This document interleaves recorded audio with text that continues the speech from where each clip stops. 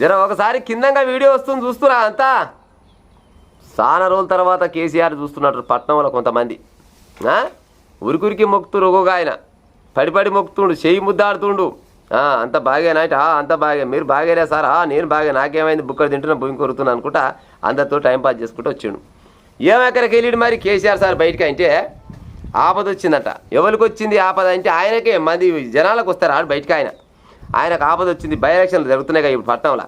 ఆ బై ఎలక్షన్లలో గట్టే పాడే అక్కడనో ఇక్కడనో డివైడ్ అని రావాలంటే నేను బయటికి వెళ్తే ఎంతో కొంత ఓట్లు వేస్తాను, లేకపోతే ఇలా మొక్కలు చూసి ఓటేస్తారని ఇవాళ బయటకు వచ్చినట.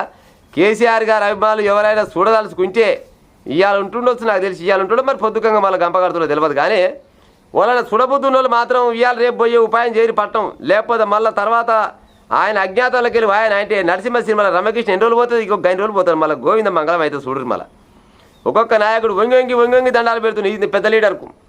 అయ్యా కేసీఆర్ గారు ఇవాళ ఎట్టయితే వచ్చిరో గట్టినే రోజు పట్నం వచ్చిపోయే ఉపాయం చేయి, లేకపోతే పట్టణంలో ఉండే ఉపాయం చేయరా. అది ఏమా రాష్ట్రం అంతా చాలా మంది చాలా రకాలుగా ఎదురు చూస్తారు. కేసీఆర్ ఎప్పుడు వస్తారా, అసెంబ్లీకి ఎప్పుడు వస్తారా, జనాలకు ఎప్పుడు వస్తారా అని ఎదురు చూస్తారు.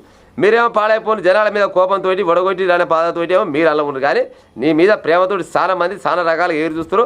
మా అమ్మగారి పట్టణంలో ఏమైనా రూమ్ కిరాయి తీసుకొని ఉండే ఉపాయం చేయరా. అది ఏమవుతుంది? ఎమ్మెల్యే ఏమైనా అయితే నువ్వు నీకు సపరేట్ అయితే ఒక రూమ్ ఉంటుంది కదా సారు. జనాల బాధలు చూస్తున్నందుకు కూడా ఇక పట్టణంలో ఉండే ఉపాయం చేయి. రాక వచ్చిందని మొత్తం లైన్ కట్టి చూస్తారు కదా ఒక్కొక్కరు. వాళ్ళ గట్టి అయ్యి వాళ్ళు చూస్తాను కూతలు ఉంటే జరపోయి చూసిరా పోరి.